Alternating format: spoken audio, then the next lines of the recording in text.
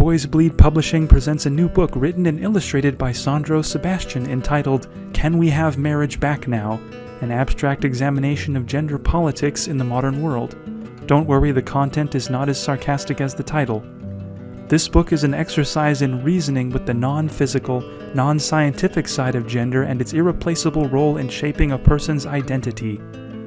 Throughout the 20th century, it certainly has been put through the ringer, hasn't it? And we've all got the scars to prove it. The politicians have tried, the scientists have tried, the university professors have tried.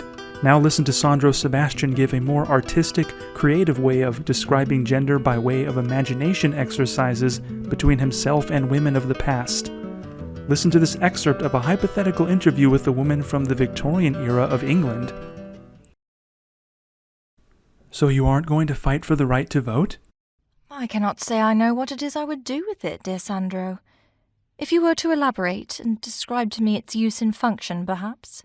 It would set you free. I'm not aware that I exist in any state of imprisonment to begin with. What do I need to be set free from? Well, the horrible, constricting life I've coerced you into since the beginning.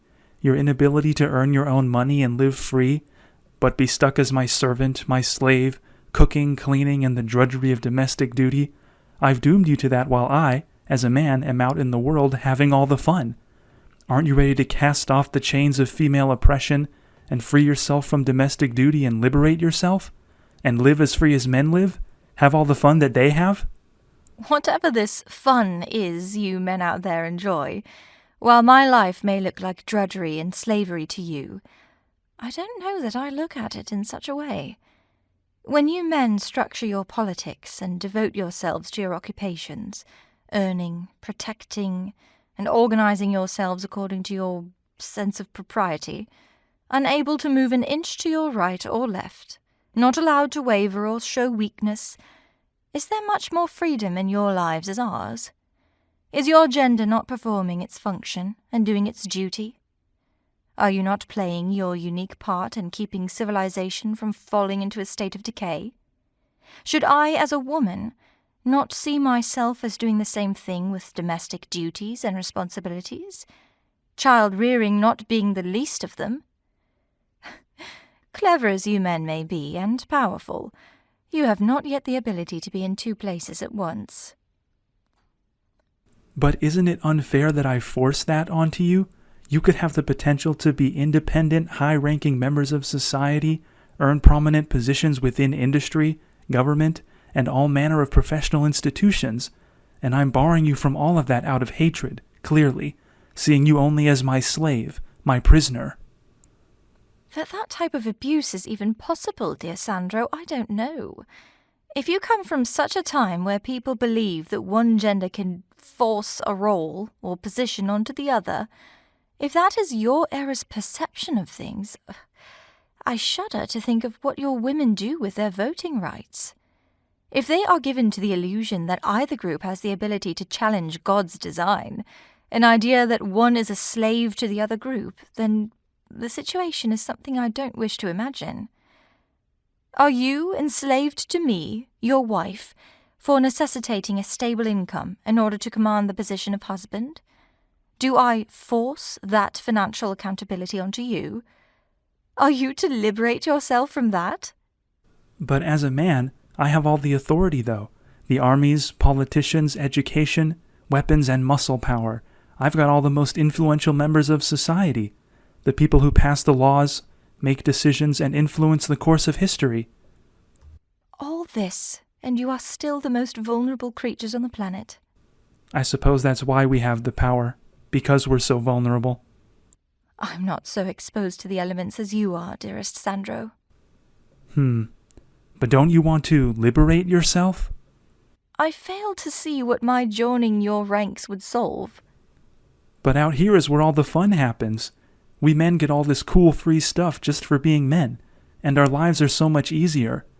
As a woman, don't you want some of the free stuff that men get behind your back when you're not looking? This is your chance to live like men live, right? To move into your workspace as though it was some sort of game to be played, to escape the drudgery of housework only. I shouldn't like to presume, and liberate myself as a woman when civilization gives you, as men, no choice in the matter whatsoever? If your current women, dear Sandro, the women of 21st century stature and political equality, believe you men to be the recipients of this cool, free stuff you mention, some sort of invisible gift from the universe, some sort of free benefit that gives you some unfair advantage, if your women believe that, again, I only shudder at what they do with these voting rights you've granted them. What kind of petty revenge they feel the need to take, to even the score, as it were. But it's all to make them our equals. We've made a more civilized society. Oh, how tragic it is to picture you men conditioned into taking your own masculinity for granted. Civilized, this is not. It would have more of the opposite effect on society, I should think.